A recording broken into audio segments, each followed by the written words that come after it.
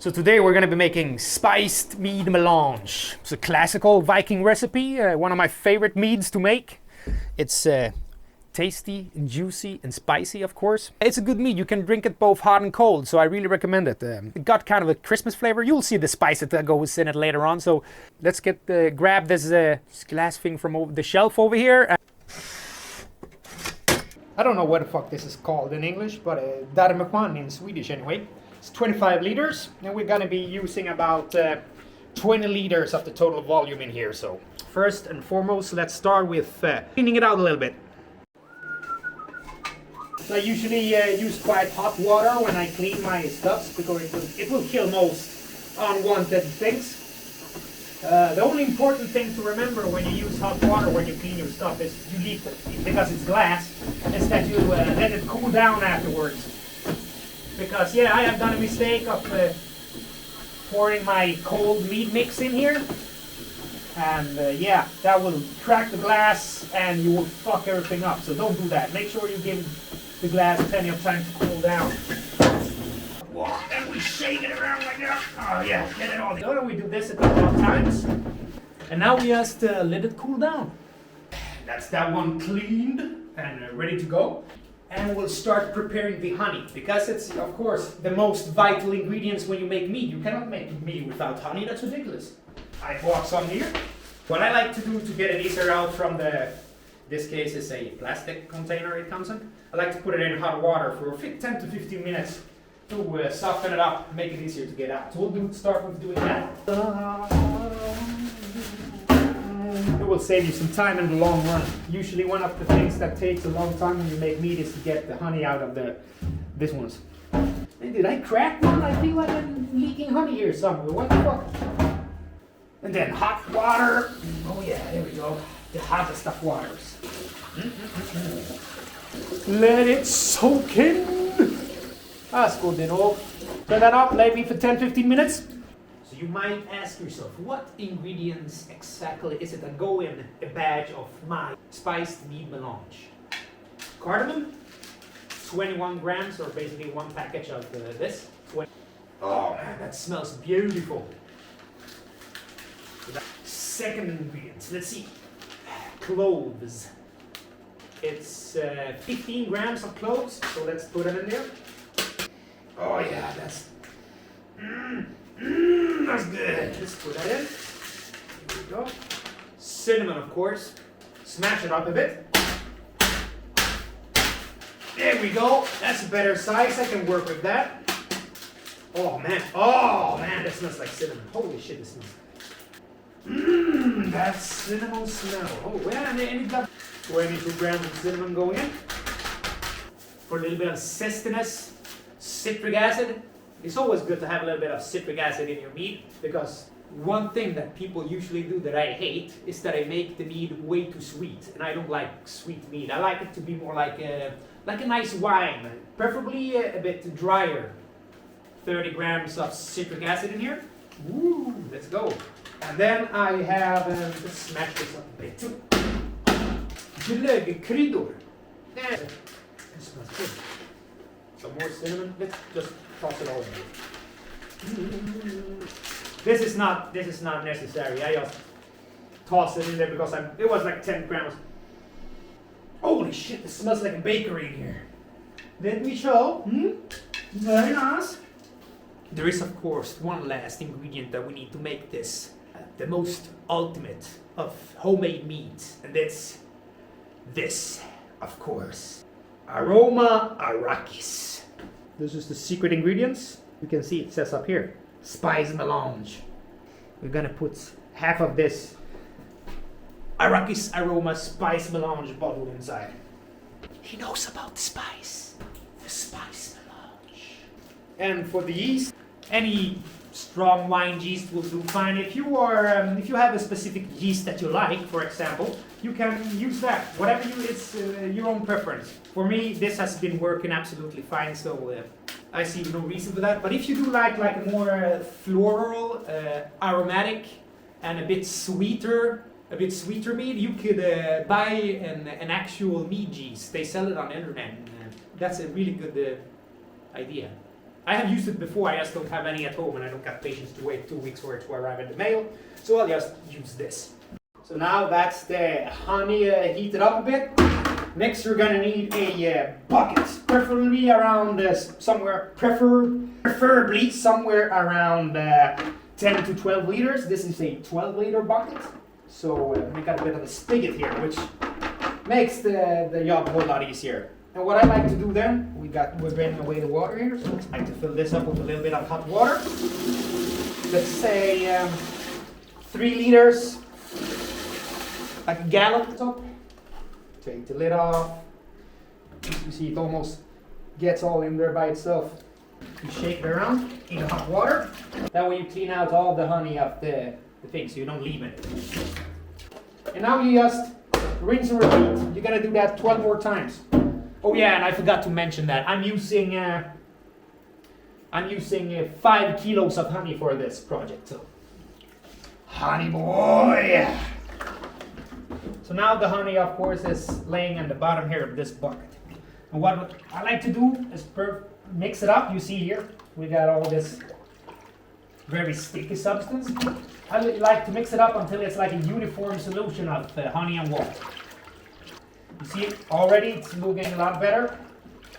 Make sure to wipe the inside of the bucket so you get it's looking pretty good. That's the honey water now. Of course, I washed my hands before I did this. Now let's transfer this honeyed water over into the Parmigiana. Let's see here. Yes. Oh, it's good stuff. Hang on a second. Let me put this extra thingy here just in case. Now we can pour this stuff. You might as well let it fall in so you get some extra oxygen in there in the start to kick off the fermentation process. Oh man, the smells coming out from this thing is incredible. So that was about 6-7 liters honeyed water. I'll add another 5 liters of regular cold water. When it's about half full, I like to give it a shake. Oh yeah, the smell. Yeah, then we continue to add water. I usually like to add water up until about here, on where the flask starts to go in again. Spiced mead melange. She knows about the spice. The spice melange. That's pretty fucking good. There we go, there it's full. Toss this. Screw the cap back on here. Let's shake it.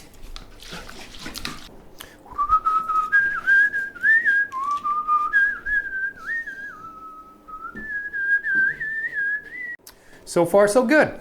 Now we just gotta find a good storage place for our mead thing and let it stay for about 3 to 4 weeks, I would say, and then we'll bottle it up. This is a good spot, so I'm gonna put it right here.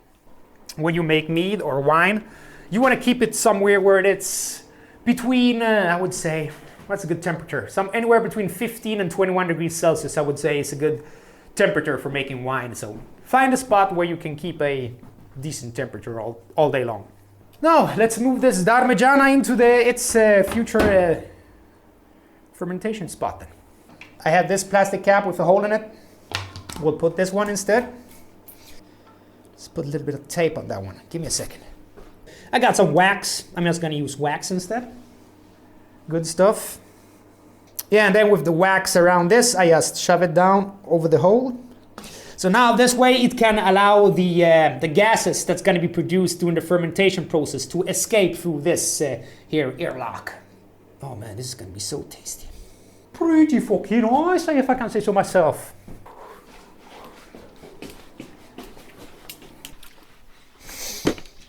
Here we go.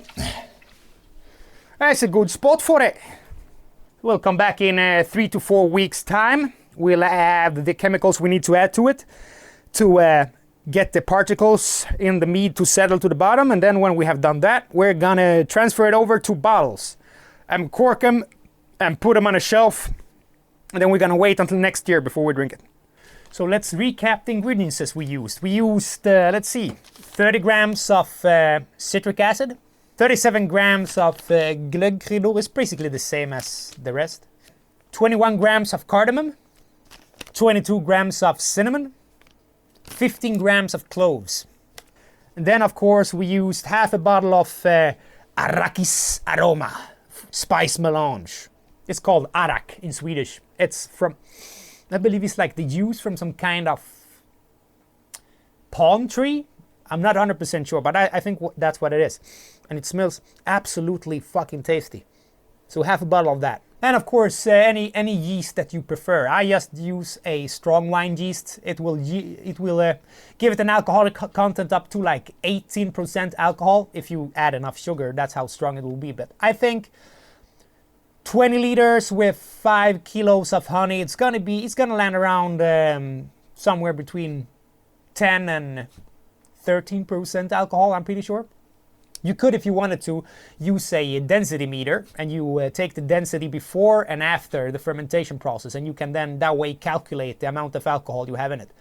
But yeah, that's not the process I use to determine the alcoholic amount. What I do is, I take a bottle, I open it, and I drink the entire bottle, and then by doing that, I can calculate the amount of alcohol. Like I see, it's about like a bottle of wine. You drink a bottle of wine, you know how it feels, so you can compare with that. Just because the mead is fermenting and getting ready, it does not mean that you're done yet. What we still need to do is we have to find, let's say, somewhere between 25 to 32 wine bottles, 750 milliliters, preferably. Smaller wine bottles you will need more of them, and bigger wine bottles you obviously need less.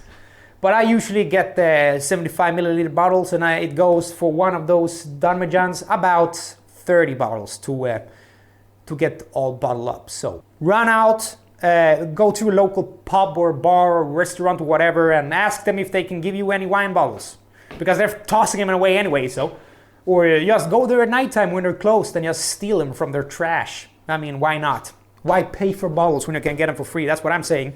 Think about the climate, motherfuckers. Make Greta proud, for fan. Let me show you the meat I already got, just for fun. Let's go on a meat tour. Yeah, you can see in there probably, man. There is some bottles of wine. Let's see what we got here. 1.5 years old. It's berry mead. Yeah, this one is from 2019. Lingonberry and Hawthorne. Yeah, it's pretty good, I guess. Let's see what else we have. Oh, more berry mead. This is good stuff. Yeah, here is some. Look at that. That's a beautiful color. Raspberry mead. More of that. What is this? Oh, Viking blood, yeah. Viking blood mead from 2020. 2020-021. It's almost going to be 3 years old soon. This is good. This is also good stuff. This is absolutely horrible. This tastes pretty good, but it's you can drink like 1 cup of this, no more. If you drink even more of that, you're gonna be sick. But it's tasty as shit. Oh, and I got even more in the harbor. I gotta show you that as well.